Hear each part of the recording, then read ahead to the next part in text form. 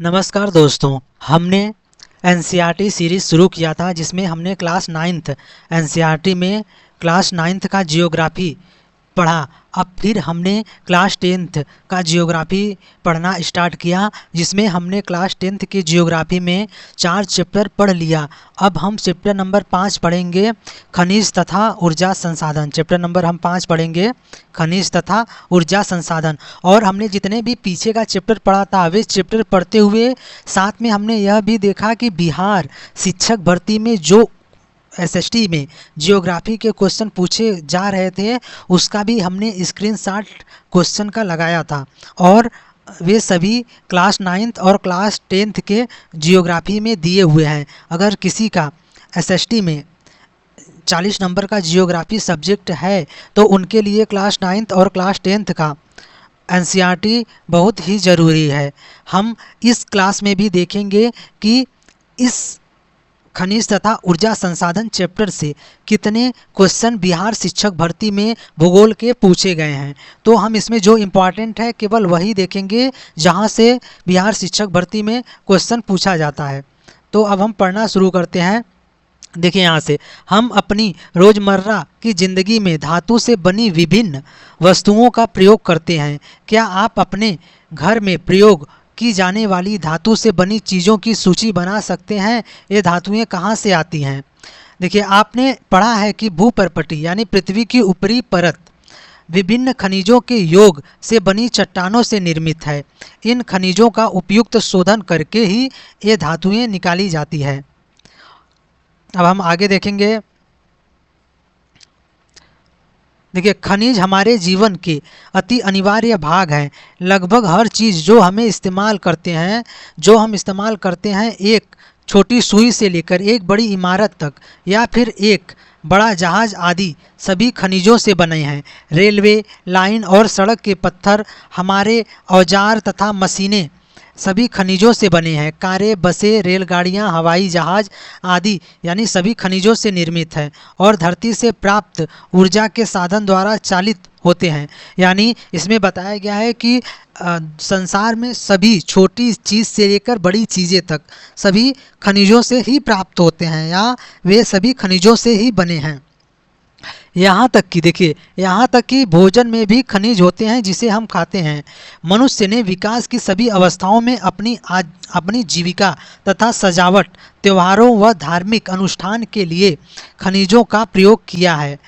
हम इसमें बताया गया है कि खनिजों का प्रयोग कहाँ होता है, मतलब मनुष्य खनिजों का प्रयोग एक छोटी सुई से लेकर एक बड़ी इमारत या एक बड़ी जहाज बनाने में भी खनिज का प्रयोग होता है। इसका मतलब इसमें बताया गया, यह बताना चाहता है कि हमारे जीवन में खनिज का बहुत ही महत्वपूर्ण योगदान है। हमारे भौतिक जगत में सभी वस्तुएं छोटी से लेकर बड़ी तक सभी में खनिजों का योगदान होता है या सभी वस्तुएं खनिज से बनी हुई हैं।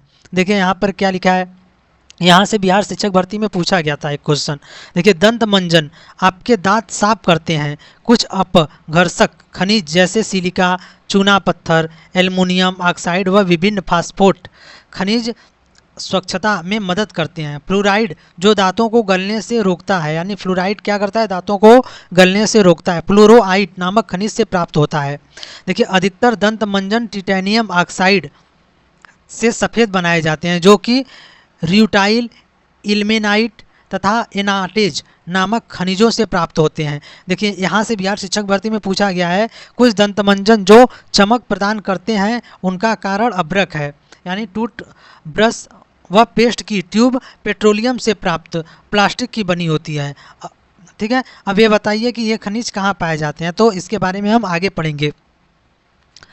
देखिए, यहाँ से महत्वपूर्ण है यह लाइन जो रेड बॉक्स में बनाया गया है, ये इम्पॉर्टेंट है। देखिए क्या लिखा है, खनिजों के बिना जीवन प्रक्रिया नहीं चल सकती। यद्यपि हमारे कुल पौष्टिक उपभोग का केवल 0.3% भाग ही खनिज है, तथापि ये इतने महत्वपूर्ण और गुणकारी हैं कि इनके बिना हम 99.7% भोज्य पदार्थों का उपयोग करने में असमर्थ होंगे। यानी हमारे जो कुल पौष्टिक आहार है उसमें 0.3% ही खनिज है मात्र। लेकिन अगर यह जो 0.3% है इसके अभाव में हम 99.7% भोज्य पदार्थ का उपयोग करने में असमर्थ हो जाएंगे। जैसे नमक भी क्या है, एक खनिज है। तो नमक बिना भोजन क्या है उपयोग में नहीं करते, यानी भोजन में नमक नहीं डाला रहेगा तो वह भोजन लोग खाना पसंद नहीं करते या उन्हें अच्छा नहीं लगता। तो जो नमक है वो भी क्या है, खनिज है। यानी हमारे कुल पौष्टिक इसमें दिया है कि हमारे कुल पौष्टिक उपभोग का केवल 0.3% भाग ही खनिज है। लेकिन इन खनिजों के अभाव में हम 99.7% भोज्य पदार्थ का उपयोग करने में भी असमर्थ रहते हैं। देखिए आगे खनिज क्या है, देखिए अब देखते हैं खनिज क्या है। भूवैज्ञानिकों के अनुसार खनिज एक प्राकृतिक रूप से विद्यमान समरूप तत्व है जिसकी एक निश्चित आंतरिक संरचना है। खनिज प्रकृति में अनेक रूपों में पाए जाते हैं जिसमें कठोर हीरा व नरम चूना तक सम्मिलित है। और उसके आगे हम देखते हैं, देखिए जो इम्पोर्टेंट है वही पढ़ेंगे। चट्टानें खनिजों के समरूप तत्वों के यौगिक हैं। कुछ चट्टानें जैसे चूना पत्थर केवल एक ही खनिज से बनी है, लेकिन अधिकतर चट्टानें विभिन्न अनुपातों के अनेक खनिजों का योग है। यद्यपि 2000 से अधिक खनिजों की पहचान की जा चुकी है, लेकिन अधिकतर चट्टानों में केवल कुछ ही खनिजों की बहुतायत है। एक खनिज विशेष जो निश्चित तत्वों का योग है, उन तत्वों का निर्माण उस समय के भौतिक व रासायनिक परिस्थितियों का परिणाम है। इसके फलस्वरूप ही खनिजों में विविध रंग, कठोरता, चमक, घनत्व तथा विविध क्रिस्टल पाए जाते हैं। भूवैज्ञानिक इन्हीं विशेषताओं के आधार पर खनिजों का वर्गीकरण करते हैं। अब हम आगे देखते हैं। देखिए जहाँ महत्वपूर्ण रहेगा केवल हम वही देखेंगे। अब हम यहाँ पर आते हैं, देखिए खनिजों का वर्गीकरण। अब हम पढ़ेंगे खनिजों का वर्गीकरण, ठीक है। अब देखिए खनिजों के वर्गीकरण में खनिजों का वर्गीकरण, इसमें देखिए एक धात्विक खनिज हो गया और एक अधात्विक खनिज हो गया। धात्विक खनिज जिसमें लौह, देखिए धात्विक खनिज में भी 3 प्रकार के इसमें दिया है, एक लौह धातु और एक अलौह धातु और एक बहुमूल्य खनिज। तो धात्विक खनिज में देखिए लौह धातु में जिसमें लोहे का अंश हो, जैसे लोहा हो गया, मैग्नीज हो गया, निकल हो गया, कोबाल्ट हो गया। ये कौन से धातु हैं, लौह अयस्क हैं, लौह अयस्क धातु यानी लौह धातु। और दूसरा एक अलौह धातु जिसमें लोहे के अंश न हो, जैसे तांबा हो गया, ये भी धात्विक खनिज है। लेकिन धात्विक खनिज में भी अलौह धात्विक खनिज है। तांबा हो गया, सीसा हो गया, जस्ता हो गया और बॉक्साइट, ये सभी अलौह धातु हैं। और उसके बाद एक बहुमूल्य खनिज में जैसे सोना, चांदी, प्लेटिनम आदि बहुमूल्य खनिज हो गए। और अधात्विक खनिज में देखिए अभ्रक, नमक, पोटास, सल्फर, चूना, देखिए चूनास यानी चूना पत्थर और संगमरमर तथा बलुआ पत्थर, ये कौन से खनिज है, अधात्विक खनिज है। और उसके बाद ऊर्जा खनिज में तो कोयला हो गया, पेट्रोलियम हो गया तथा प्राकृतिक गैस हो गया, ठीक है। यानी एक क्या क्या दिया है इसमें, एक धात्विक खनिज और एक अधात्विक खनिज। धात्विक खनिज में एक लौह धात्विक खनिज यानी लौह धातु और एक अलौह धातु। लौह धातु में क्या हो गया, लौह अयस्क हो गया, मैग्नीज, निकिल, कोबाल्ट, ये सब हो गया। और अलौह धातु में क्या हो गया, तांबा हो गया, सीसा हो गया, जस्ता हो गया और बॉक्साइट हो गया, ठीक है। और उसके बाद बहुमूल्य खनिज में तो सोना, चांदी, प्लेटिनम हो गया। और अधात्विक खनिज में अभ्रक हो गया, नमक हो गया, पोटास, सल्फर, चूना पत्थर, संगमरमर व बलुआ पत्थर। और ऊर्जा खनिज में कोयला, पेट्रोलियम व प्राकृतिक गैस। यहाँ से बिहार शिक्षक भर्ती में क्वेश्चन पूछा गया है। देखिए क्वेश्चन नंबर 29 है जियोग्राफी का। अधात्विक खनिज कौन सा है, तो लोहा जो है ना ये धात्विक खनिज है, मैग्नीज भी धात्विक खनिज है। और अधात्विक खनिज क्या है, अभ्रक। यहाँ पर देखिए दिया है लोहा और मैग्नीज क्या है, देखिए लौह अयस्क और मैग्नीज क्या है, धात्विक। और अधात्विक में क्या था, एक अभ्रक, और जो ऑप्शन में दिया हुआ था। तो आंसर क्या हो जाएगा आपका, अभ्रक। अब हम आगे देखेंगे और आगे भी देखेंगे और ये भी देखेंगे कि क्वेश्चन कहाँ पूछा गया है। इस बिहार शिक्षक भर्ती में इस चैप्टर से जो क्वेश्चन पूछे गए हैं वे क्वेश्चन भी देखेंगे हम। और अब हम देखते हैं यहाँ पर, देखिए एक इधर जो महत्वपूर्ण है, एक रोचक तत्व यहाँ से बिहार शिक्षक भर्ती में पूछा गया है, रेड फॉल खनन। देखिए इसके बाद देखिए यहाँ पर मेघालय में, देखिए मेघालय में कोयला, लौह अयस्क, चूना पत्थर व डोलोमाइट के विशाल निक्षेप पाए जाते हैं। जेवाई व चेरापूंजी में कोयले का खनन परिवार के सदस्य द्वारा एक लंबी संकीर्ण सुरंग के रूप में किया जाता है जिसे रेड फॉल खनन कहते हैं। नेशनल ग्रीन ट्रिब्यूनल ने इन क्रियाकलापों को अवैध घोषित किया और सलाह दी कि इसे तुरंत रोक देना चाहिए। यानी रेड होल खनन कहाँ पर है, तो रेड होल खनन कहाँ होता है, तो मेघालय में। कहाँ पर, जेवाई और चेरापूंजी में। देखिए यहाँ से बिहार शिक्षक भर्ती में पूछा गया है क्वेश्चन नंबर 34। देखिए रेड होल खनन भारत के किस राज्य में किया जाता है, तो रेड होल खनन हमने कहाँ पढ़ा था एक रोचक तथ्य में, रेड होल खनन कहाँ किया जाता है, मेघालय में। कहाँ पर, मेघालय में। ये भी बिहार शिक्षक भर्ती का ही क्वेश्चन लगाया हुआ है, तो ऑप्शन में मेघालय नहीं है तो आंसर क्या हो जाएगा, उपयुक्त में से कोई नहीं। ठीक है, अब हम आगे देखते हैं। 2 क्वेश्चन हमने इस चैप्टर से देखा, अब हम आगे देखते हैं यहाँ पर लौह खनिज के बारे में। देखिए लौह खनिज के बारे में अब हम देखेंगे। देखिए लौह खनिज धात्विक खनिजों के कुल उत्पादन मूल्य के 3/4 भाग का योगदान करते हैं। ये धातु शोधन उद्योगों के विकास को मजबूत आधार प्रदान करते हैं। भारत अपनी घरेलू मांग को पूरा करने के पश्चात बड़ी मात्रा में धात्विक खनिजों का निर्यात करता है। और देखिए अब लौह अयस्क के बारे में हम देखेंगे। यहाँ से भी बिहार शिक्षक भर्ती में क्वेश्चन पूछा गया है और पूछे जाते हैं। देखिए क्या लिखा है, लौह अयस्क एक आधारभूत खनिज है तथा औद्योगिक विकास की रीढ़ है। यानी औद्योगिक विकास की रीढ़ क्या है, लौह अयस्क। लौह अयस्क एक आधारभूत खनिज है तथा औद्योगिक विकास की रीढ़ है।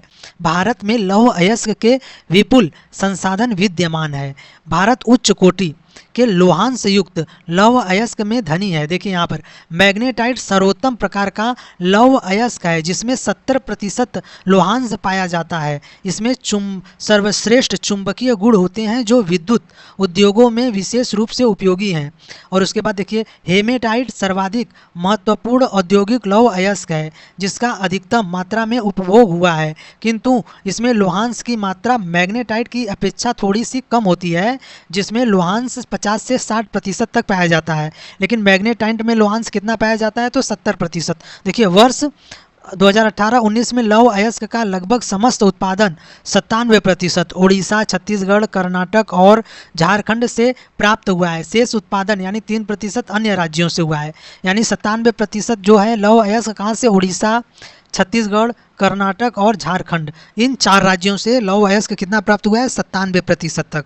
और उसके बाद यहाँ देखिए ये वाला, यहाँ से बिहार शिक्षक भर्ती में पूछा गया क्वेश्चन है। देखिए यहाँ पर मैग्नेटाइट सर्वोत्तम प्रकार का लौह अयस्क है जिसमें 70% लोहांश पाया जाता है। यानी देखिए क्वेश्चन देखिए कि यहाँ पर दिया हुआ है, बिहार शिक्षक भर्ती में पूछा गया था। देखिए यहाँ पर क्वेश्चन नंबर 25।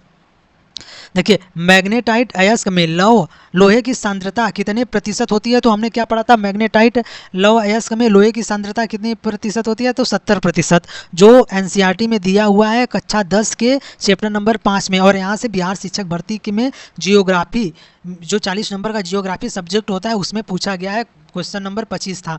और उसके बाद हेमेटाइट जो है वो सर्वोत्तम, जैसे मैग्नेटाइट जो है वो सर्वोत्तम प्रकार का लौह अयस्क है, लेकिन जो हेमेटाइट है, देखिए लिखा है ना, मैग्नेटाइट सर्वोत्तम प्रकार का लौह अयस्क है जिसमें 70% लोहांश पाया जाता है। और यहाँ से क्वेश्चन पूछा था बिहार शिक्षक भर्ती में। लेकिन देखिए हेमेटाइट सर्वाधिक महत्वपूर्ण औद्योगिक लौह अयस्क है। यानी अगर पूछा जाए कि सर्वाधिक महत्वपूर्ण औद्योगिक लौह अयस्क कौन है, तो उसमें अगर मैग्नेटाइट और हेमेटाइट दोनों दिया रहेगा तो हम ऑप्शन कौन सा मानेंगे, हेमेटाइट। और जिसका अधिकतम मात्रा में क्या हुआ, उपभोग हुआ है। और इसमें लोहांश की मात्रा कितनी होती है, 50 से 60% तक लोहांश की मात्रा। लेकिन मैग्नेटाइट में लोहांश की मात्रा कितनी होती है, 70% तक। ठीक है, और यहाँ से 70% वाला जो है वो बिहार शिक्षक भर्ती में पूछा गया है। और देखिए उड़ीसा, छत्तीसगढ़, कर्नाटक और झारखंड, ये 4 राज्य हमें याद रखना है। देखिए उड़ीसा, छत्तीसगढ़, कर्नाटक और झारखंड, यहाँ से लौह अयस्क का 97% भाग क्या होता है, प्राप्त होता है। ठीक है, अब हम आगे देखते हैं। देखिए क्या आप जानते हैं, इसको भी देख लेते हैं। कन्नड़ भाषा में कुदरे शब्द का अर्थ है घोड़ा। यानी कन्नड़ भाषा में कुदरे शब्द का अर्थ क्या होता है, घोड़ा। कर्नाटक के पश्चिमी घाट की सबसे ऊंची चोटी घोड़े के मुख से मिलती जुलती है और बेलाडीला की पहाड़ी बैल के डील से मिलती जुलती है, जिसके कारण इसका यह नाम पड़ा।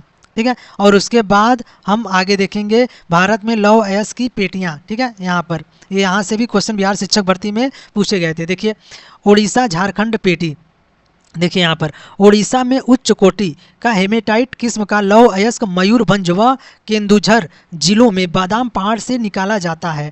इसी से सानिध्य झारखंड के सिंहभूमि जिले में गुआ तथा नोवामुंडी में से हेमेटाइट अयस्क का खनन किया जाता है। यानी लौह अयस्क जो है हेमेटाइट किस्म का लौह अयस्क मयूरभंज व केंदुझर जिलों के बादाम पहाड़ के खदानों से निकाला जाता है और झारखंड के सिंहभूमि जिले में गुआ तथा नोवामुंडी से हेमेटाइट अयस्क का खनन किया जाता है। अब हम यहाँ से देखते हैं बिहार शिक्षक भर्ती में क्वेश्चन पूछा गया है। देखिए क्वेश्चन नंबर 40वां था। 40 क्वेश्चन पूछे जाते हैं जियोग्राफी का और क्वेश्चन नंबर 40 वाला ही क्या पूछा गया था, बादाम पहाड़ लौह अयस्क की खदान यानी बादाम पहाड़ लौह अयस्क की खान कहाँ स्थित है। तो हमने देखिए यहाँ पर लिखा है बादाम पहाड़, ठीक है। ये कहाँ पर है, हेमेटाइट किस्म का लौह अयस्क मयूरभंज व केंदुझर जिलों में बादाम पहाड़ पर, यानी मयूरभंज व, देखिए यहाँ पर लिखा है ना, देखिए यहाँ पर मयूरभंज व केंदुझर जिले में, देखिए बादाम पहाड़ कहाँ पर, मयूरभंज और केंदुझर, यानी आंसर क्या हो जाएगा सी। देखिए लिखा है मयूरभंज व केंदुझर जिलों में। यहाँ पर बिहार शिक्षक भर्ती में यहाँ से डायरेक्ट पूछा गया क्वेश्चन है, मैंने दिखा भी दिया। यहाँ पर एनसीईआरटी का पीडीएफ भी लगा है और इधर मैंने क्वेश्चन का स्क्रीनशॉट भी लगाकर दिखाया। अब हम आगे देखते हैं। देखिए दुर्ग, बस्तर, चंद्रपुर पेटी, यह पेटी महाराष्ट्र व छत्तीसगढ़ राज्यों के अंतर्गत पाई जाती है। छत्तीसगढ़ के बस्तर जिले में बेलाडीला पहाड़ी श्रृंखला में अति उत्तम कोटि का हेमेटाइट पाया जाता है। यानी बेलाडीला पहाड़ी कहाँ पर है, छत्तीसगढ़ में, छत्तीसगढ़ में भी कहाँ पर, बस्तर जिले में, ठीक है। और वहाँ पर क्या पाया जाता है, हेमेटाइट लौह अयस्क, जिसमें इस गुणवत्ता के लौह के 14 जमाव मिले हैं। इनमें देखिए ये भी पूछ सकता है कि जिसमें इस गुणवत्ता के लौह के 14 जमाव मिले हैं, कहाँ पर, छत्तीसगढ़ के बस्तर जिला में बेलाडीला पहाड़ी श्रृंखला में। देखिए इसमें इस्पात बनाने में, देखिए इसमें इस्पात बनाने में आवश्यक सर्वश्रेष्ठ भौतिक गुण विद्यमान है।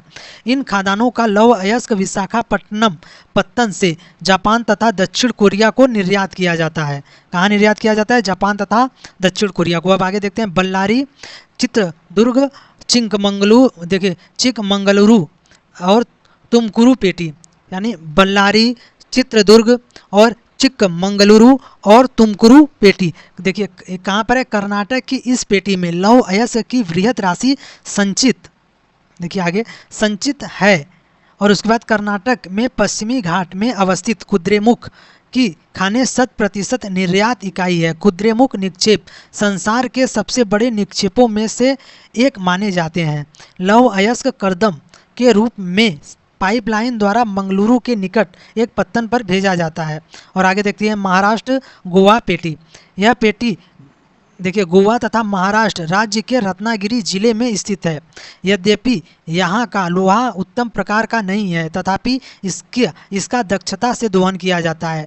मरमागांव पत्तन से इसका निर्यात किया जाता है। और यहाँ से बिहार शिक्षक भर्ती में क्या पूछा गया था, देखिए क्वेश्चन देखते हैं यहाँ से बिहार शिक्षक भर्ती में, ये वाला देखिए यहाँ पर क्वेश्चन नंबर 26, रत्नागिरी जिला लौह अयस्क भंडार किस राज्य में स्थित है। तो देखिए यहाँ पर लिखा है महाराष्ट्र, महाराष्ट्र राज्य के रत्नागिरी जिले में स्थित है। कौन सा, महाराष्ट्र गोवा पेटी। यह पेटी गोवा में तथा महाराष्ट्र राज्य के रत्नागिरी जिले में स्थित है। यानी रत्नागिरी जिला कहाँ पर है, तो आंसर क्या हो जाएगा, महाराष्ट्र में। यहाँ ये भी बिहार शिक्षक भर्ती में पूछा गया है, ठीक है। अब हम लौह अयस्क के बारे में पढ़ चुके हैं, अब उसके आगे हम देखते हैं इसके बारे में।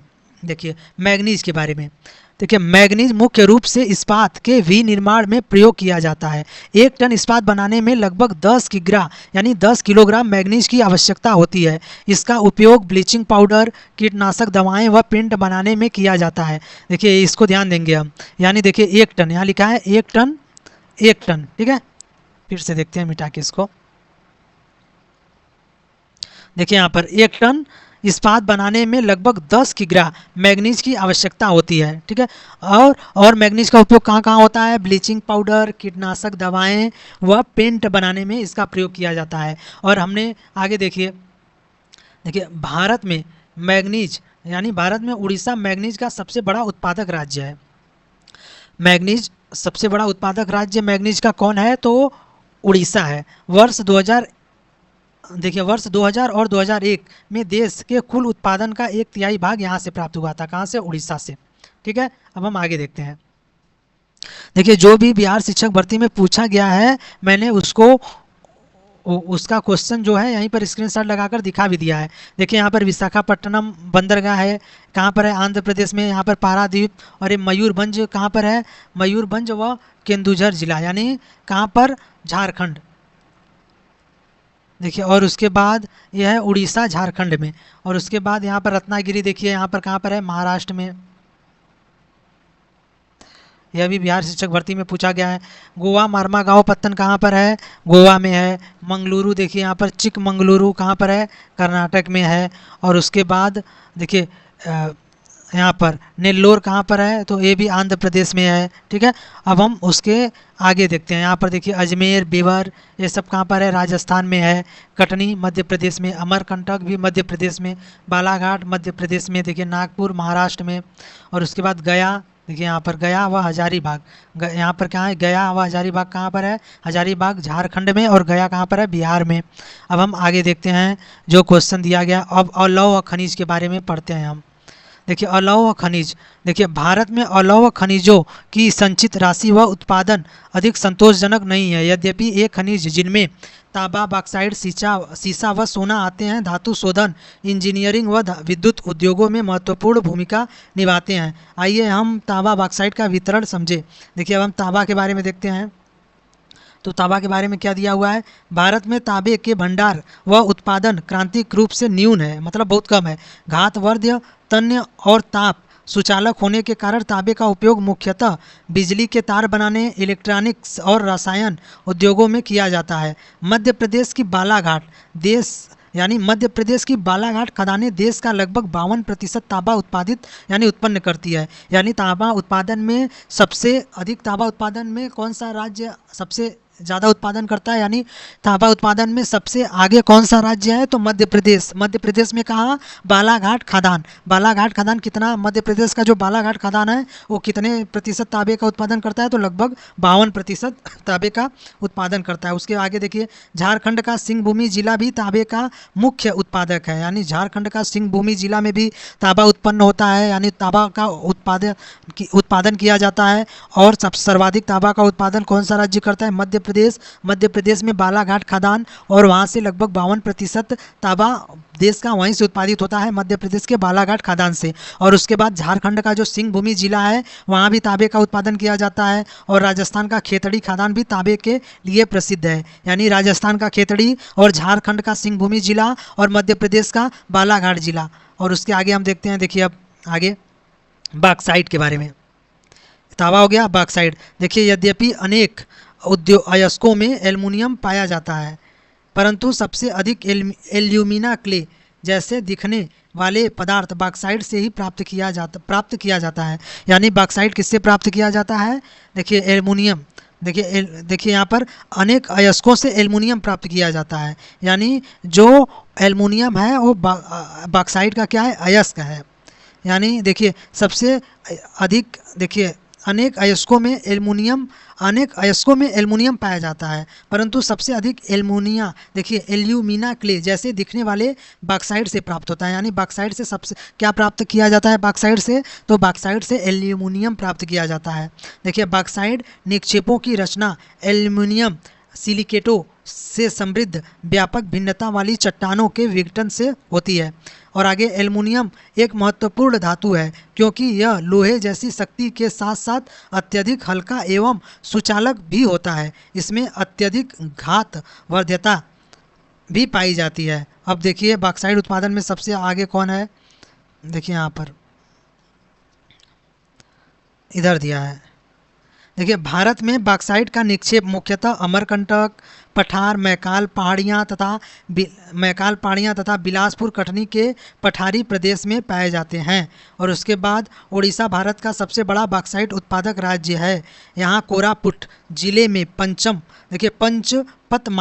पंचपतमाली निक्षेप राज्य का सबसे महत्वपूर्ण बॉक्साइट निक्षेप है। अब यहाँ से हम क्वेश्चन देखते हैं। देखिए क्वेश्चन नंबर 30 देखते हैं, बिहार शिक्षक भर्ती में पूछा गया है।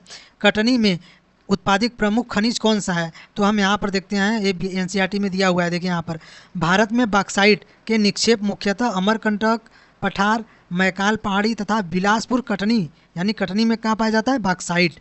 कौन सा कटनी में उत्पादित प्रमुख खनिज कौन सा है? तो आंसर क्या हो जाएगा आपका? बॉक्साइट। ठीक है, इतना समझ में आया। अब हम आगे देखते हैं। और उसके बाद देखिए क्वेश्चन नंबर एक कौन सा था? Question number 30। और उसके बाद जियोग्राफी में क्वेश्चन नंबर 33 देखिए क्या पूछा था बिहार शिक्षक भर्ती में। भारत में बॉक्साइट का सबसे बड़ा उत्पादक राज्य कौन सा है? तो यहीं पर हमने देखा था, देखिए यहाँ पर, इसको मैं कलर चेंज कर लेता हूँ। देखिए यहाँ पर उड़ीसा भारत का सबसे बड़ा बॉक्साइट उत्पादक राज्य है। तो आंसर क्या हो जाएगा आपका? उड़ीसा। भारत में बॉक्साइट का सबसे बड़ा उत्पादक राज्य कौन सा है? तो उड़ीसा। विकल्प में उड़ीसा दिया है नहीं, तो आंसर क्या हो जाएगा? उपयुक्त में से कोई नहीं। आंसर क्या होगा आपका? आंसर क्या होगा आपका? उड़ीसा। ठीक है, इतना समझ में आया। इस चैप्टर से देखिए बिहार शिक्षक भर्ती में क्वेश्चन डायरेक्ट पूछे जा रहे हैं, इसलिए हम इस चैप्टर को छोड़ नहीं सकते। और उसके बाद हम आगे देखते हैं जो महत्वपूर्ण है। यहाँ तक तो पढ़ लिए, अब हम यहाँ से पढ़ते हैं किसके बारे में? बॉक्साइट के बारे में ही पढ़ रहे हैं हम अभी। अब हम देखिए यहाँ पर बॉक्साइट हो गया। अब क्या पूछा है? हाँ, यहाँ से अधात्विक खनिज, यहाँ से। अब अधात्विक खनिज में देखेंगे हम, देखिए अभ्रक, अभ्रक के बारे में पढ़ेंगे। यहाँ से भी बिहार शिक्षक भर्ती में पूछा गया है। अभ्रक एक ऐसा खनिज है जो प्लेटों अथवा पत्थर क्रम में पाया जाता है। इसका चादरों में विपाटन आसानी से हो सकता है। ये परतें इतनी महीन हो सकती हैं कि इसकी 1000 परत कुछ सेंटीमीटर ऊंचाई में समाहित हो सकती है। अभ्रक पारदर्शी, काले, हरे, लाल, पीले अथवा भूरे रंग का हो सकता है। हम अभ्रक के बारे में पढ़ रहे हैं। देखिए इसकी सर्वोच्च पैरावैद्युत शक्ति ऊर्जा ह्रास का निम्न गुणांक विंस वाहन के गुण और उच्च वोल्टेज की प्रतिरोधिकता के कारण अभ्रक विद्युत व इलेक्ट्रॉनिक उद्योगों में प्रयुक्त होने वाले अपरिहार्य खनिजों में से एक है। यानी जो अभ्रक है वो विद्युत व इलेक्ट्रॉनिक उद्योगों में प्रयुक्त होने वाले अपरिहार्य खनिजों में से एक है। और देखिए अभ्रक कहाँ पाया जाता है? यह बिहार शिक्षक भर्ती में जो एग्जाम TRE 3 का कैंसिल हो गया था उसमें पूछा था। अभ्रक के निक्षेप छोटा नागपुर पठार के उत्तरी पठारी किनारों पर पाए जाते हैं। बिहार झारखंड की कोडरमा, गया, हजारीबाग पेटी अग्रणी उत्पादक है। राजस्थान के मुख्य अभ्रक उत्पादक क्षेत्र अजमेर के आसपास है। यानी राजस्थान में अजमेर के आसपास अभ्रक उत्पादन क्षेत्र है, उत्पादक क्षेत्र है। देखिए आंध्र प्रदेश की नेल्लोर अभ्रक पेटी भी देश की महत्वपूर्ण उत्पादक पेटी है। अब हम यहाँ से बिहार शिक्षक भर्ती में पूछा गया क्वेश्चन देखते हैं। देखिए क्वेश्चन पहले पढ़ लेंगे हम, फिर उसके बाद विकल्प देखेंगे कि कहाँ से पूछा गया है, क्या पूछा, उत्तर देखेंगे फिर। देखिए क्वेश्चन नंबर 14 जियोग्राफी का। राजस्थान का कौन सा जिला मुख्यतः अभ्रक उत्पादन के लिए जाना जाता है? तो हम यहाँ पर क्या देखे हैं? देखिए यहाँ पर राजस्थान के मुख्य अभ्रक उत्पादक क्षेत्र, देखिए यहाँ पर लिखा है ना, अजमेर के आसपास है। यानी आंसर क्या हो जाएगा आपका? राजस्थान का कौन सा जिला मुख्यतः अभ्रक उत्पादन के लिए जाना जाता है? तो आंसर क्या हो जाएगा आपका? अजमेर। यह बिहार शिक्षक भर्ती में पूछा गया है TRE 3 में, और किस में? 6 to 8 के जियोग्राफी में पूछा गया था TRE 3 के। और उसके बाद हम खेतड़ी का क्या देखे थे? खेतड़ी में क्या पाया जाता है? ये भी राजस्थान में, यहाँ पर तांबा पाया जाता है। ठीक है, अब हम आगे देखते हैं। यहाँ पर देखिए अब चट्टानी खनिज, चट्टानी खनिज में हम क्या पढ़ेंगे? चट्टानी खनिज में देखिए चूना पत्थर, देखिए चूना पत्थर कैल्शियम या कैल्शियम कार्बोनेट तथा मैग्नीशियम कार्बोनेट से बनी चट्टानों में पाया जाता है। यह अधिकांशतः अवसादी चट्टानों में पाया जाता है। चूना पत्थर सीमेंट उद्योग का एक आधारभूत कच्चा माल होता है। यानी चूना पत्थर क्या है? देखिए यहाँ पर लिखा है ना, चूना पत्थर सीमेंट उद्योग का एक आधारभूत कच्चा माल है। यानी अगर क्वेश्चन पूछ दिया जाए कि सीमेंट उद्योग का आधारभूत कच्चा माल क्या है, तो हम क्या बताएंगे? चूना पत्थर। और लौह प्रगलन की भट्टियों के लिए अनिवार्य है। यानी लौह प्रगलन की भट्टियों के लिए चूना पत्थर क्या है? अनिवार्य खनिज है। देखिए अब उसके आगे हम देखते हैं। देखिए अब खनिजों का संरक्षण, तो इसमें तो यहाँ से क्वेश्चन पूछा नहीं गया है बिहार शिक्षक भर्ती में, ना आगे पूछा जाएगा।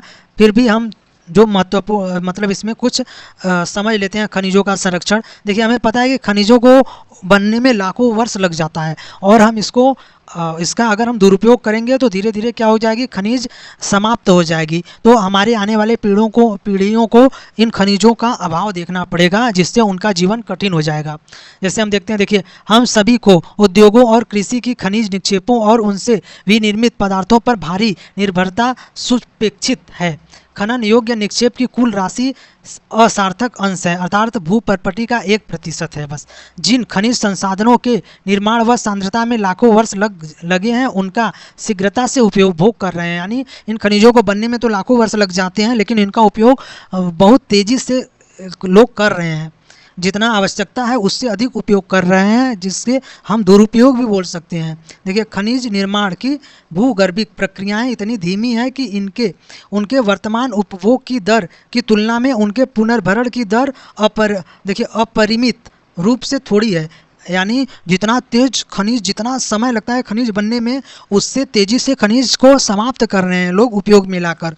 यानी उसकी बनने की दर तो बहुत धीमी है, लेकिन उसके उपभोग का दर जो है बहुत तेज है।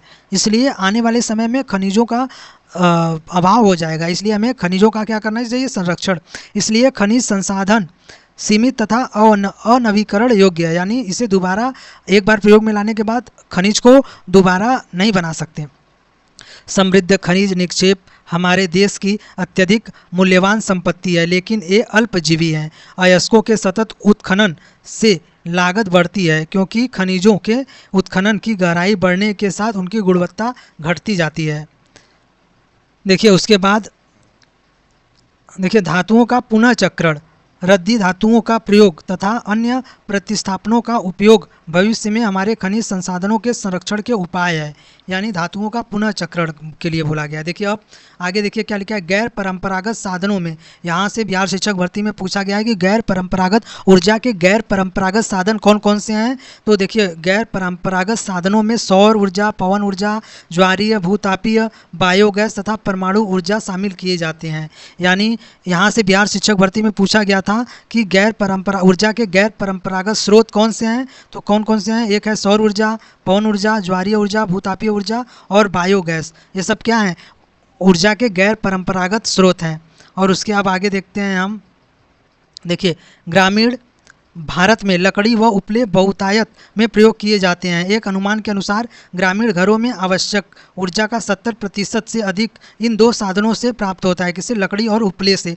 लेकिन अब घटते वन क्षेत्रों के कारण इनका उपयोग करते रहना कठिन होता जा रहा है। यानी लकड़ी का उपयोग, जब वन कम होते जा रहे हैं तो लकड़ी का उपयोग भी कम होता चला जा रहा है, क्योंकि वन धीरे धीरे नष्ट होते जा रहे हैं, तो लकड़ी कहाँ से मिलेंगे। इसके अतिरिक्त उपलों का भी उपयोग देखिए भी हतोत्साहित किया जा रहा है, क्योंकि इससे सर्वाधिक मूल्यवान खाद्य का उपभोग होता है जो कृषि में प्रयोग किया जाता है। यानी उपले जो वो जलाते हैं तो जो उससे राख मिलता है उसका उपयोग कहाँ करते हैं? कृषि में कर देते हैं, खेत में छींट देते हैं। देखिए, अब परंपरागत ऊर्जा के स्रोत हमने क्या पढ़ा था अभी? गैर परंपरागत ऊर्जा के स्रोत कौन कौन से हैं? देखिए, सौर ऊर्जा, पवन ऊर्जा, ज्वारीय ऊर्जा और भूतापीय ऊर्जा और बायोगैस, ये सब ऊर्जा के गैर परंपरागत साधन है। लेकिन अब हम ऊर्जा के गैर परंपरागत साधन नहीं, अब हम ऊर्जा के परंपरागत स्रोत के बारे में देखेंगे। जैसे कोयला, देखिए यहाँ से महत्वपूर्ण है। भारत में कोयला बहुतायत में पाए जाने वाला जीवाश्म ईंधन है। यह देश की ऊर्जा आवश्यकताओं का महत्वपूर्ण भाग प्रदान करता है। इसका उपयोग ऊर्जा उत्पादन तथा उद्योगों और घरेलू ज़रूरतों के लिए ऊर्जा की आपूर्ति के लिए किया जाता है। भारत अपनी वाणिज्यिक ऊर्जा आवश्यकताओं की पूर्ति हेतु मुख्यतः कोयले पर निर्भर है। देखिए, अब आगे देखते हैं। देखिए, कोयले का निर्माण पादप पदार्थों के लाखों वर्षों तक संपीड़न से हुआ है। इसलिए संपीड़न की मात्रा, गहराई और दबने के समय के आधार पर कोयला अनेक रूपों में पाया जाता है। दलदलों में क्षय होते पादपों से पीट उत्पन्न होता है, जिसमें कम कार्बन, नमी की उच्च मात्रा व निम्न ताप क्षमता होती है। लिग्नाइट एक निम्न कोटि का भूरा कोयला होता है। यह मुलायम होने के साथ अधिक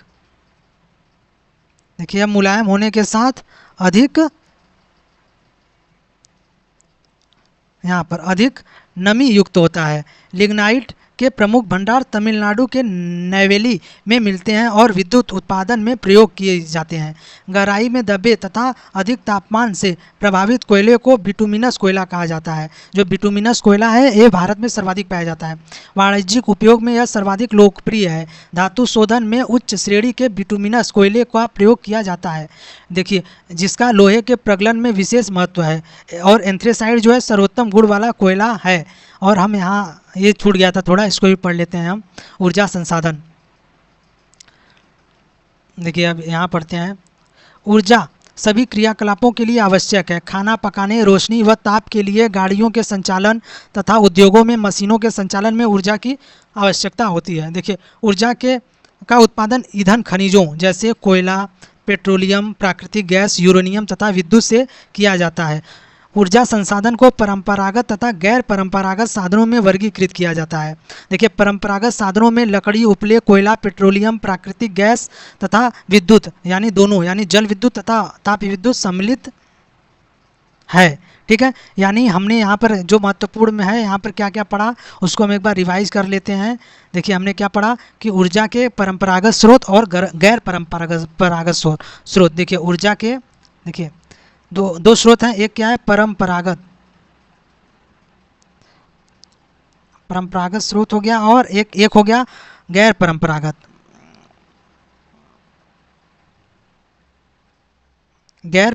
स्रोत। ठीक है, अच्छे से लिखा नहीं पा रहा है फिर भी हम समझेंगे ऐसे ही। परंपरागत स्रोत में क्या हो गया, देखिए परंपरागत स्रोत में वे सभी ऊर्जा के आते हैं जिनका जो यानी इससे बोल सकते हैं जो अनवीकरणीय हो, यानी जिनका एक बार उपयोग करने के बाद दोबारा उपयोग न किया जा सके, वे परंपरागत स्रोत में आते हैं और जिनका प्रयोग काफ़ी लंबे समय से होता चला आ रहा है। जैसे परंपरागत स्रोत में कोयला हो गया, आपका कोयला हो गया, पेट्रोलियम हो गया, कोयला, पेट्रोलियम, ये सब क्या है, कोयला, पेट्रोलियम, प्राकृतिक गैस, मान लीजिए आप लोग कोयला, पेट्रोलियम, प्राकृतिक गैस, ये सब क्या है परंपरागत स्रोत। और गैर परंपरागत स्रोत में हमने पढ़ा जैसे ज्वारीय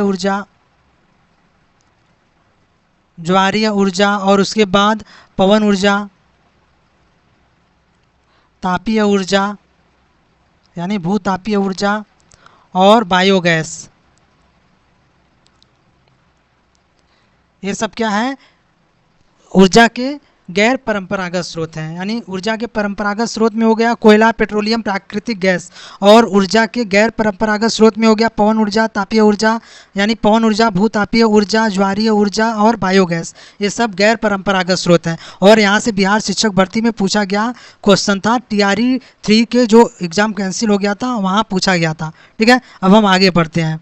हमने क्या क्या पढ़ा, ये पढ़ लिया और हम क्वेश्चन देख लेते हैं कि कोई क्वेश्चन बिहार शिक्षक भर्ती में इधर से पूछा गया है कि नहीं। अब हम आगे पढ़ते हैं फिर उसके बाद पढ़ेंगे।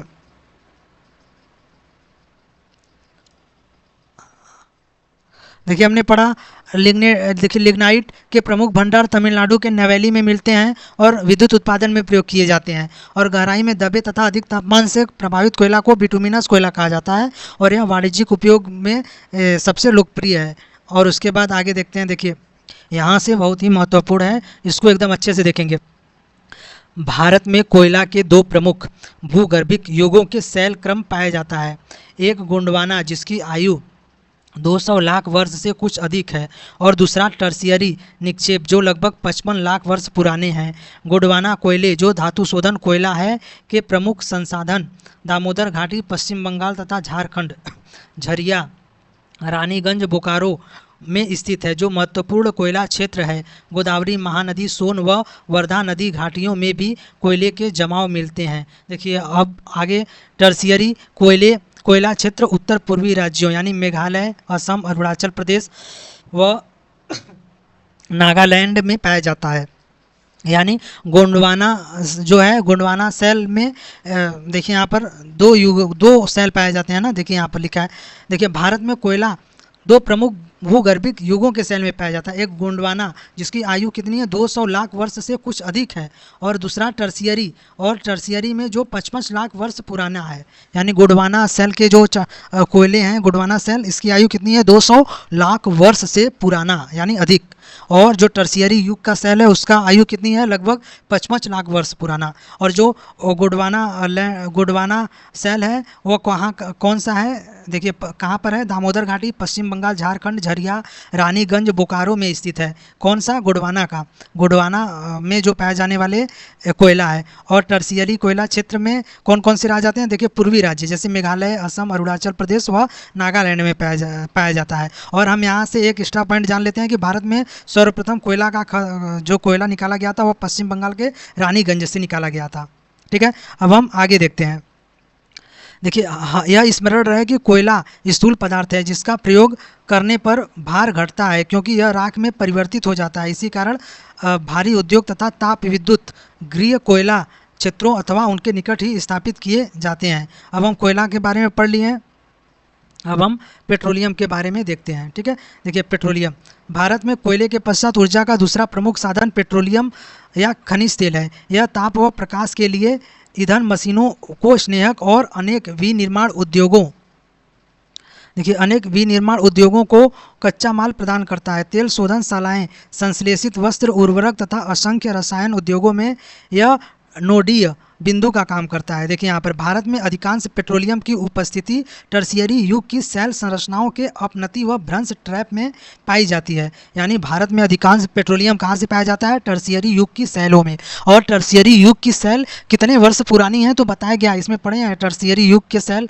की आयु कितनी है, तो लगभग देखिए यहाँ पर लिखा है ना, देखिए दूसरा यहाँ पर टर्शियरी, देखिए यहाँ पर लिखा है टर्शियरी निक्षेप जो 55 लाख वर्ष पुराने हैं। और टर्शियरी निक्षेप में देखिए कौन कौन से राज्य आते हैं? पूर्वी राज्य जैसे मेघालय, असम, अरुणाचल प्रदेश, नागालैंड, ये सब आते हैं। ठीक है, और उसके बाद देखिए भारत में अधिकांश पेट्रोलियम की उपस्थिति टर्शियरी युग की सेल संरचनाओं के अपनति व भ्रंश ट्रैप में पाई जाती है। वलन, अपनति और गुंबदों वाले प्रदेशों में यह वहाँ पाया जाता है जहाँ उद्वलन के शीर्ष में तेल ट्रैप होता हुआ, देखिए टेल ट्रैप हुआ होता है। तेल धारक परत संरद्ध चूना पत्थर या बलुआ पत्थर होता है जिसमें से तेल प्रवाहित हो सकता है। मध्यवर्ती असंरद्ध, देखिए असंरद्ध परतें तेल को ऊपर उठाने व नीचे रिसने से रोकती हैं। पेट्रोलियम देखिए संरद्ध और असंरद्ध चट्टानों के बीच भ्रंश ट्रैप में पाई जाती है। प्राकृतिक गैस हल्की होने के कारण खनिज तेल के ऊपर पाई जाती है। और भारत में मुंबई हाई, गुजरात और असम प्रमुख पेट्रोलियम उत्पादक क्षेत्र है। भारत के मानचित्र में देखिए, और तेल क्षेत्र और आगे देखते हैं, भारत के मानचित्र में 3 प्रमुख अपतटीय, देखिए अपतटीय तेल क्षेत्र को चिन्हित करें। जैसे मुंबई हाई हो गया, देखिए यहाँ पर दिया हुआ है पेट्रोलियम के लिए तेल, देखिए यहाँ पर मुंबई हाई, यहाँ पर बसीन, और यहाँ पर असम के डिगबोई से क्या निकाला जाता है? देखिए यहाँ पर असम के डिगबोई से यहाँ से पेट्रोलियम प्राप्त होती है। ठीक है, अब हम यहाँ से बिहार शिक्षक भर्ती में पूछा भी गया है क्वेश्चन। देखिए कहाँ कौन सा क्वेश्चन था? देखिए अंकलेश्वर गुजरात का सबसे महत्वपूर्ण तेल क्षेत्र है। असम भारत का सबसे पुराना तेल उत्पादक राज्य है। डिगबोई, नहरकटिया और मोरन हुगरीजन इस राज्य के महत्वपूर्ण तेल उत्पादक क्षेत्र हैं। अब हम देखिए यहाँ से देखते हैं, अंकलेश्वर गुजरात का सबसे महत्वपूर्ण तेल क्षेत्र है और असम भारत का सबसे पुराना तेल उत्पादन राज्य है। यानी सर्वप्रथम पेट्रोलियम का उत्पादन कहाँ हुआ था भारत में? तो असम के डिगबोई से। ठीक है, लेकिन और उसके बाद सबसे बड़ा यानी सबसे अधिक पेट्रोलियम वर्तमान समय में कहाँ से उत्पादित होता है? तो भारत में मुंबई हाई से। ठीक है, मुंबई के बसीन क्षेत्र से। और यहाँ पर देखिए क्वेश्चन हम भी देखते हैं, एक यहाँ पर दिया हुआ है जियोग्राफी का क्वेश्चन नंबर 27। देखिए अंकलेश्वर तेल क्षेत्र किस राज्य में है? तो देखिए यहाँ पर दिया था अंकलेश्वर, देखिए अंकलेश्वर गुजरात ना लिखा है ना, अंकलेश्वर गुजरात का सबसे महत्वपूर्ण तेल क्षेत्र है। यानी अंकलेश्वर तेल क्षेत्र किस राज्य में है? तो आंसर क्या हो जाएगा आपका? गुजरात में। ठीक है, अब उसके बाद भारत, देखिए असम भारत का सबसे पुराना तेल उत्पादक राज्य है। और उसके बाद मुंबई हाई जो है सबसे महत्वपूर्ण तेल उत्पादक राज्य है। अब हम प्राकृतिक गैस के बारे में पढ़ेंगे, उसके बाद हमारा चैप्टर समाप्त हो जाएगा। देखिए अब हम प्राकृतिक गैस के बारे में पढ़ते हैं। देखिए प्राकृतिक गैस पेट्रोलियम के भंडार के साथ पाई जाती है और जब कच्चे तेल को सतह पर लाया जाता है तो यह मुक्त हो जाती है। इसका उपयोग घरेलू और औद्योगिक ईंधन के रूप में किया जा सकता है। इसका उपयोग बिजली क्षेत्र में ईंधन के रूप में बिजली पैदा करने के लिए, उद्योगों में हीटिंग के उद्देश्य के लिए, रासायनिक, पेट्रोकेमिकल और उर्वरक उद्योगों में कच्चे माल के रूप में किया जाता है। देखिए परिवहन ईंधन के रूप में और खाना पकाने के ईंधन के रूप में भी किया जाता है। गैस के बुनियादी ढांचे में विस्तार और स्थानीय शहर गैस वितरण नेटवर्क के विस्तार के साथ प्राकृतिक गैस पसंदीदा परिवहन ईंधन यानी सीएनजी और घरों में खाना पकाने के लिए देखिए पीएनजी के रूप में उभर रहा है। यानी सीएनजी, जो सीएनजी वाली गाड़ी चलती है उसमें यही प्राकृतिक गैस का उपयोग किया जाता है जो पर्यावरण को कम प्रदूषित करता है। देखिए अब भारत में प्रमुख गैस भंडार मुंबई हाई और अन्य संबद्ध क्षेत्र पश्चिमी तट पर पाए जाते हैं, जिनको खंभात बेसिन में पाए जाने वाले क्षेत्र संपूरित करते हैं। पूर्वी तट पर कृष्णा, गोदावरी, बेसिन में प्राकृतिक गैस के नए भंडार की खोज की गई है। यानी पूर्वी क्षेत्र में कृष्णा पूर्वी तट पर कृष्णा गोदावरी बेसिन में प्राकृतिक गैस के नए भंडार की खोज की गई है। अब हम यहाँ पर जो अब देखते हैं जो जहाँ से बिहार शिक्षक भर्ती में पूछा गया है, अब केवल उसको देखेंगे। देखिए, गेल द्वारा निर्मित पहली 1700 किलोमीटर लंबी Hazira Vijaypur Jagdishpur cross country gas pipeline ने मुंबई हाई और बसिन गैस क्षेत्रों को पश्चिमी और उत्तर भारत के विभिन्न उर्वरक, बिजली और औद्योगिक परिसरों से जोड़ती है। इनकी लंबाई कितनी है? 1700 किलोमीटर। और देखिए यहाँ से बिहार शिक्षक भर्ती में क्या पूछा है क्वेश्चन, देखिए क्वेश्चन नंबर कौन सा था? 39, क्वेश्चन नंबर 9। देखिए क्वेश्चन नंबर 9 बिहार शिक्षक भर्ती में पूछा गया है, हजीरा विजयपुर जगदीशपुर गैस पाइपलाइन की लंबाई कितनी है? तो यहाँ पर दिया है, देखिए 1700 किलोमीटर लंबी हजीरा विजयपुर जगदीशपुर पाइपलाइन, यानी आंसर क्या हो जाएगा? 1700। ये बिहार शिक्षक भर्ती में डायरेक्ट पूछा गया है एनसीईआरटी से। और उसके बाद आगे देखते हैं, यहाँ पर देखिए तेज बहते जल से जल विद्युत उत्पन्न की जाती है और यह एक नवीकरणीय योग्य संसाधन है। जल भारत में अनेक बहुउद्देशीय परियोजनाएं जो विद्युत ऊर्जा उत्पन्न करती हैं, जैसे भाखड़ा नागल, दामोदर घाटी कारपोरेशन और कोपिली हाइडल परियोजना। और स्वतंत्र भारत की पहली घाटी परियोजना कौन सी थी? तो ये दामोदर घाटी परियोजना थी, स्वतंत्र भारत की पहली नदी घाटी परियोजना। देखिए, ताप विद्युत कोयला, पेट्रोलियम तथा प्राकृतिक गैस के प्रयोग से उत्पन्न की जाती है। यानी ताप विद्युत जो है कोयला, पेट्रोलियम तथा प्राकृतिक गैस के प्रयोग से उत्पन्न की जाती है। ताप विद्युत गृह अनवीकरण योग्य जीवाश्मी ईंधन के प्रयोग कर विद्युत उत्पन्न की जाती है। यानी ताप गृह में अनवीकरणीय योग्य जीवाश्म ईंधन का प्रयोग करते हैं। अनवीकरणीय योग्य जीवाश्म ईंधन क्या होता है? जिनका एक बार उपयोग करने के बाद दोबारा प्रयोग में नहीं लाया जा सकता। और यहाँ पर देखिए, गैर परंपरागत ऊर्जा के स्रोत। गैर परंपरागत ऊर्जा के स्रोत कौन कौन से हैं? जैसे सौर ऊर्जा, ज्वारीय ऊर्जा, तापीय ऊर्जा, बायोगैस। देखिए, ऊर्जा के बढ़ते उपयोग ने कोयला, तेल और गैस जैसे जीवाश्मी ईंधनों पर अत्यधिक निर्भर कर दिया है और ये अनवीकरणीय योग्य संसाधन है। देखिए, इसके बाद गैस व तेल की बढ़ती कीमतों से इनकी संभाव्य कमी ने भविष्य में ऊर्जा आपूर्ति की सुरक्षा के प्रति अनिश्चितताएं उत्पन्न कर दी हैं और इसके राष्ट्रीय अर्थव्यवस्था में की वृद्धि पर गंभीर प्रभाव पड़ते हैं। इसके अतिरिक्त जीवाश्मी ईंधन के प्रयोग गंभीर पर्यावरणीय समस्याएं उत्पन्न करता है। अतः नवीकरण योग्य ऊर्जा संसाधन जैसे सौर ऊर्जा, पवन ऊर्जा, ज्वारीय ऊर्जा, जैविक ऊर्जा तथा अवशिष्ट पदार्थ जनित ऊर्जा के प्रयोग की बहुत ज़रूरत है। ये ऊर्जा के गैर परंपरागत साधन कहलाते हैं। गैर परंपरागत साधन कौन से हैं? सौर ऊर्जा, पवन ऊर्जा, ज्वारीय ऊर्जा, जैविक ऊर्जा और बायोगैस भी गैर परंपरागत साधन है। भारत धूप, जल तथा जीव भार साधनों में समृद्ध है।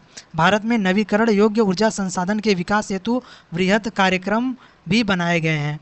देखिए, परमाणु तथा आणविक ऊर्जा। देखिए, इसको यूरेनियम और थोरियम के, यहाँ पर परमाणु तथा आणविक ऊर्जा के बारे में पढ़ेंगे। परमाणु तथा आणविक ऊर्जा अणुओं की संरचनाओं को बदलने से प्राप्त की जाती है। जब ऐसा परिवर्तन किया जाता है तो ऊष्मा के रूप में काफ़ी ऊर्जा विमुक्त होती है और इसका प्रयोग विद्युत ऊर्जा उत्पन्न करने में किया जाता है। यूरेनियम और थोरियम जो झारखंड और राजस्थान की अरावली पर्वत श्रृंखला में पाया जाता है का प्रयोग परमाणु अथवा आणविक ऊर्जा के उत्पादन में किया जाता है। केरल में मिलने वाली मोनाजाइट रेत में भी थोरियम की मात्रा पाई जाती है। यानी केरल में मिलने वाली जो मोनाजाइट रेत है उसमें भी थोरियम पाई जाती है। अब हम सौर ऊर्जा देखिए, सौर ऊर्जा के बारे में क्या लिखा है? भारत में भारत एक उष्णकटिबंधीय देश है। यहाँ सौर ऊर्जा के दोहन की असीम संभावनाएं हैं।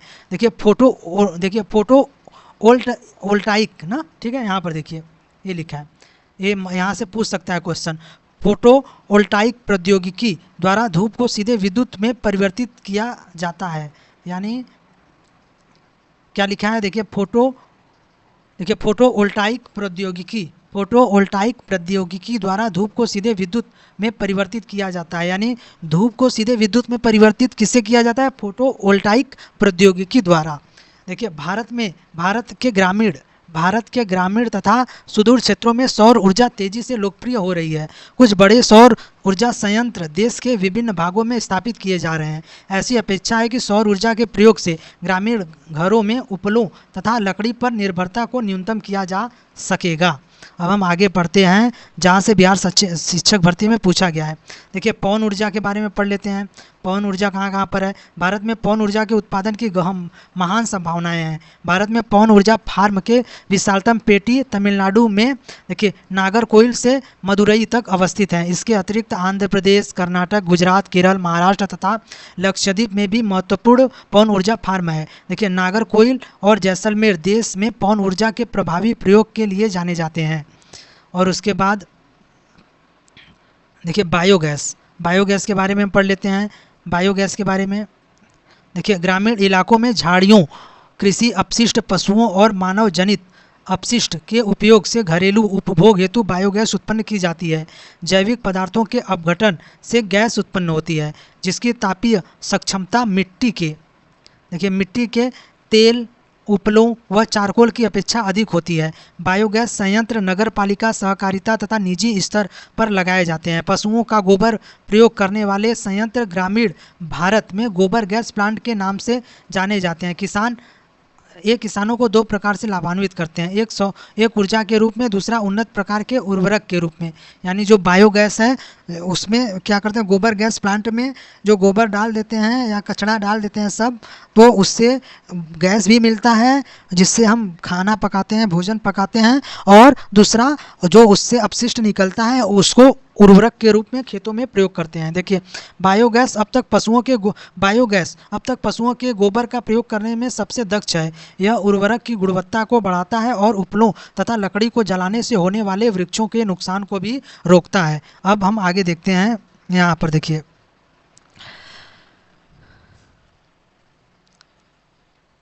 यहाँ से बिहार शिक्षक भर्ती में पूछा गया है। देखिए जैसे इसको भारत में खंबात की खाड़ी, कच्छ की खाड़ी तथा पश्चिमी तट पर गुजरात में, सौर में पश्चिमी बंगाल में, सुंदरवन क्षेत्र में, गंगा के डेल्टा में ज्वारीय तरंगों द्वारा ऊर्जा उत्पन्न करने की आदर्श दशाएं उपस्थित हैं।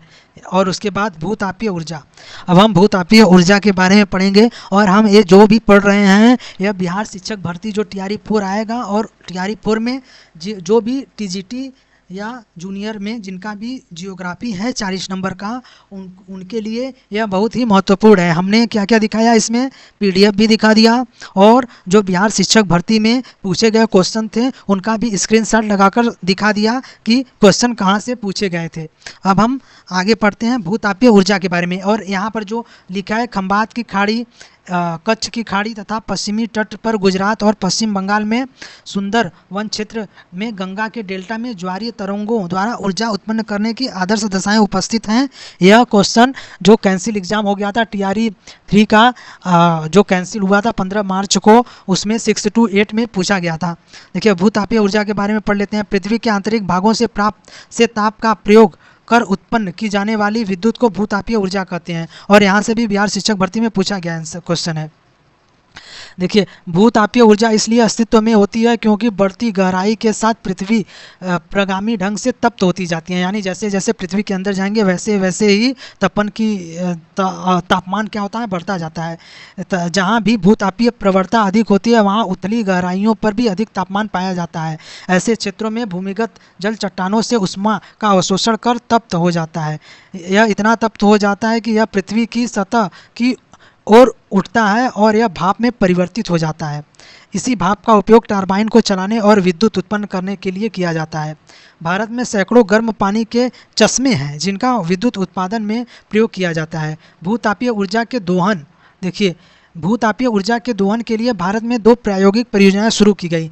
एक हिमाचल प्रदेश में मणिकरण के निकट पार्वती घाटी में स्थित है तथा दूसरा लद्दाख के पूंगा घाटी में स्थित है। यहाँ से बिहार शिक्षक भर्ती में पूछा गया है। देखिए क्वेश्चन हम पढ़ते हैं। पहले क्वेश्चन कहाँ पर है, यहाँ पर क्वेश्चन नंबर 28 जियोग्राफी का। देखिए पार्वती घाटी का भूतापीय संयंत्र कहाँ स्थित है, तो देखिए यहाँ पर देखिए एक हिमाचल प्रदेश के मणिकरण के निकट पार्वती घाटी, यानी पार्वती घाटी कहाँ स्थित है, हिमाचल प्रदेश में। और पूंगा घाटी कहाँ पर स्थित है, तो लद्दाख में। यानी पार्वती घाटी कहाँ पर स्थित है, तो हिमाचल प्रदेश में। पार्वती घाटी का भूतापीय संयंत्र कहाँ स्थित है, तो आंसर क्या हो जाएगा, हिमाचल प्रदेश।